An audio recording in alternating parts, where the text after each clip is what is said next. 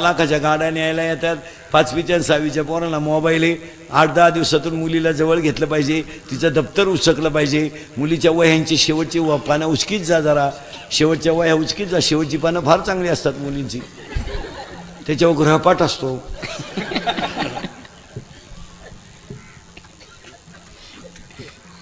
तो एकदा वाचा, मोबाईलचे व्हॉट्सअप वाचा, त्याच्यातली मेसेज वाचा.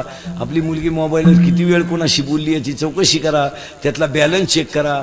एसटीचा पास पुरीचा पहा. 8 दिवस झाली पोरगी कॉलेजला जाती, पासच पंच नाही. ती भुयारातून वर्गात निघती का काय, जरा चौकशी करा. मुलीच्या मोबाईलमधला बॅलन्स चेक करा. आपण पोरीला 500 रुपये दिलते, त्याच्यात 100 रुपये दिलते, त्याच्यात 500 रुपये आलेत. मग 100ला 500 ही स्कीम कोणती आली? ही 1 GB आहे का 2 GB आहे का भर GB आहे, जरा चौकशी करा.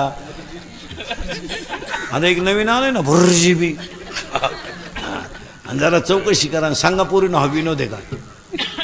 नाही, याला कुठंतरी कंट्रोल केलं पाहिजे. आता हे 10वी 12वीचे टोनगे ही बोंबलं तिंडत आहे, ही रिपीट करा एकदा, आठवड्यातून एकदा.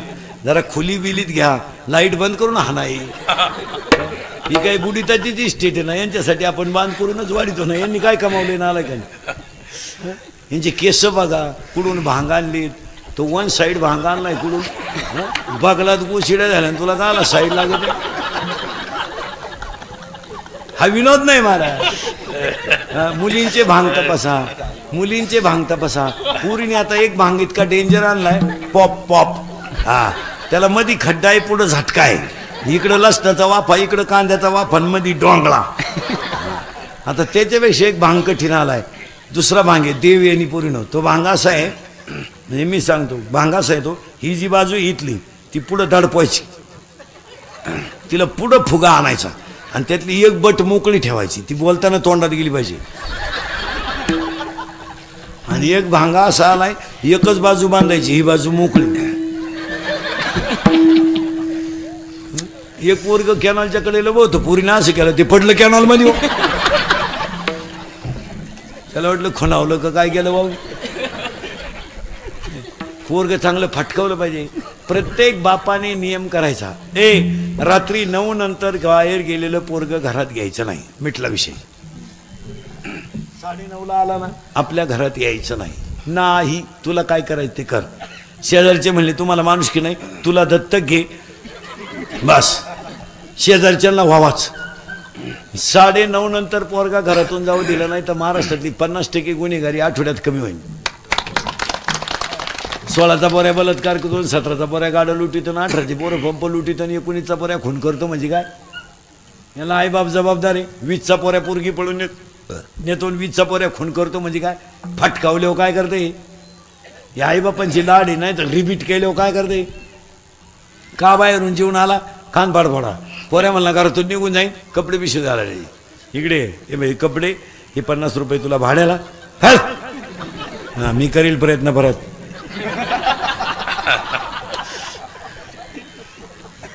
ते जात नाही, गेलं तरी संध्याकाळी आल्याशिवाय यांना कोण खात. पोऱ्या म्हणला मी फाशी घेईल, ही दोरी तू गुतो मी वडितो, इकडे ये. पोऱ्या म्हणला मी औषध पिईल, कोणतंही औषध पिऊ दे पोरानं, पोरग 5 तास मरत नाही. माझ्या विश्वास नसला घेऊन पहा. आणि त्याला दवाखान्यातून आणल्यावर म्हणायचं औषध घेतो का तू, शेण खावा पण औषध नको. कारण ज्यानं औषध घेतलं त्याला हॉस्पिटलमध्ये उलटा टांगी त्यात, इकडून नळी इकडं काढी द्या. एकदा नळी घालून आणली ना, तुमच्यापैकी ज्यानं घ्यायला असेल त्याला विचारा ना कसं काय. तो म्हणतो शेण खावा.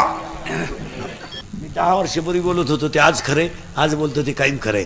मी 10 वर्षापूर्वी म्हणत होतो मजूर गाडी होईल, मी 10 वर्षापूर्वी म्हणत होतो मजुराच्या गाड्या लावायला बांधाच्या कोपऱ्यावर जागा ठेवावं लागल, आली. मी 10 वर्षापूर्वी म्हणत होतो मजूर बागायतदाराला पैसे देईल, या जाणं गेले. मी 10 वर्षापूर्वी म्हणत होतो मजूर बागायतदाराची खरेदी घेईन, घेतली. मी 10 वर्षापूर्वी म्हणत होतो पोऱ्या बापाच्या अगोदर जाईल, गेला. मी 10 वर्षापूर्वी म्हणत होतो पोरगी बापाला लग्नाचं लय लोट होणार नाही, निम्मे बाप मोकळे झाले. मी 10 वर्षापूर्वी म्हणत होतो हुंडा बंद होईल, झाला. मी 10 वर्षापूर्वी म्हणत होतो आई बापाचे हाल होतील, झाले. मी 10 वर्षापूर्वी म्हणत होतो ज्ञानाची किंमत कमी होईल, पैशाची किंमत वाढेल. कोणतं खोटं ठरलं बोला. हां, आणि आता सांगून ठेवतो तुमच्या यात्रेमध्ये 2च गोष्टी 5 वर्षात घडणार आहे. नाही घडलं ना आपल्याला दिसेल तिथं आणा. 2 वर्षात 5 गोष्टी घडणार आहेत. नाही घडलं ना अजून 2 वर्षानं घरात माणसं राहणार नाही, माणसंच राहणार नाही. का? प्रत्येकाला एकच मुलगा आणि एक मुलगी. मुलगी नवऱ्याच्या घरी, मुलगा बाहेर, घरात माणसं कुठे? माणसंच नाही घरात, माणसंच राहिले नाही. म्हातारा आजारी पडली तर म्हातारी दवाखान्यात देते, म्हातारा आजारी पडला तर म्हातारी दवाखान्यात देते, म्हातारी आजारी पडली तर म्हातारा बादलीनं पाणी आणतोय, डुकून पाहायला कोण नाही. 4 घरं बांधून ठेवले, झाडायला माणसं नाही. म्हातारीचा आजारपण आहे, म्हातारा उपाशी राहतोय. शेजारी पाजारी कोणी कोणाला पाहायला तयार नाही, आणि पोरांना सुनाला आईबापा का पाहायला वेळ नाही.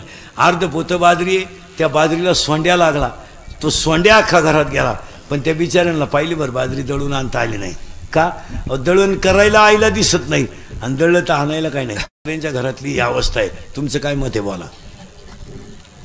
कोणी डुकून पाहिलंच तयार नाही मला, कोणाला वेळही नाही, आणि कोणी डुकून कोणा पाहिनच.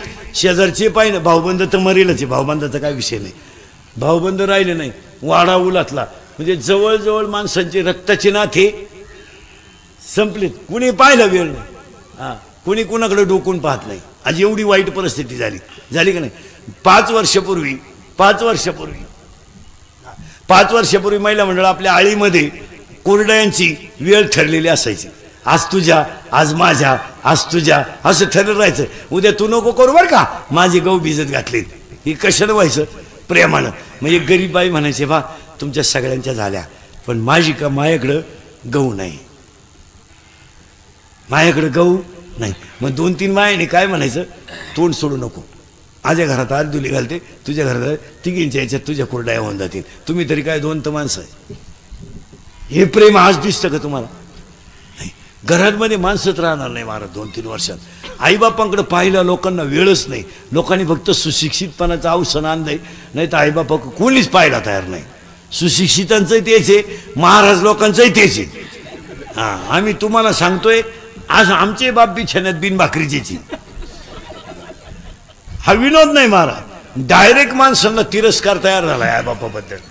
डायरेक्ट माणसं हेच विसरले का ओलं लुगडं तिने अंगावर घेतलं आणि कोरड्यावर पोरग झोपवलं.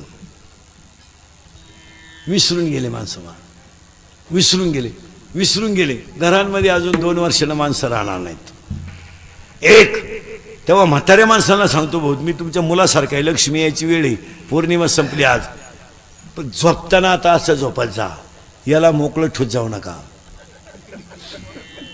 याला एक चंबा राखून कव्हर करून घ्या आणि खुसून झोपत जा.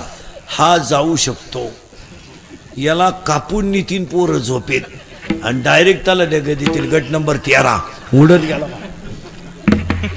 प्रत्येक म्हाताऱ्यानं मारण्याच्या अगोदर 5-10 हजार रुपये आणि 10-5 गुंठे जमीन नावे ठेवून मारा. मागच्या अवलादीवर भरोसा ठेवू नका. आता समजा मला मुलगा आहे, मी 3 करतो कीर्तन रोज एवढ्या उन्हाळ्यात. आता महापोऱ्या म्हणणार आहे का माझ्या बापाला लय कष्ट केले? तो म्हणणार मजा आली ना त्यानं, रोज 3 गावं हिंडायचा, चांगला नादावला होता बाहेर, यांना काय घेणे? नाही, यांना काय घेणे? आपणच सावध राहायचं महाराज. घरातले कारभार विशिष्ट कालावधीपर्यंत आपल्याच अंडर पाहिजे. हां, बायको आपली लाख हुशार असेल, निर्णय न विचारता घ्यायचा नाही. पोरे आपला लाख विद्वान असेल, ते जमणार नाही. असं शेळपाटवानी म्हणे, तू म्हणशील तर मी आलास तू. पोऱ्याला लाख डोका असेल, आपण ठरू काय करायचं ते तरी जमन. आणि त्यांच्या ताब्यात जर गेलं ना, देवळात म्हणाल म्हातारी माणसं, देवळात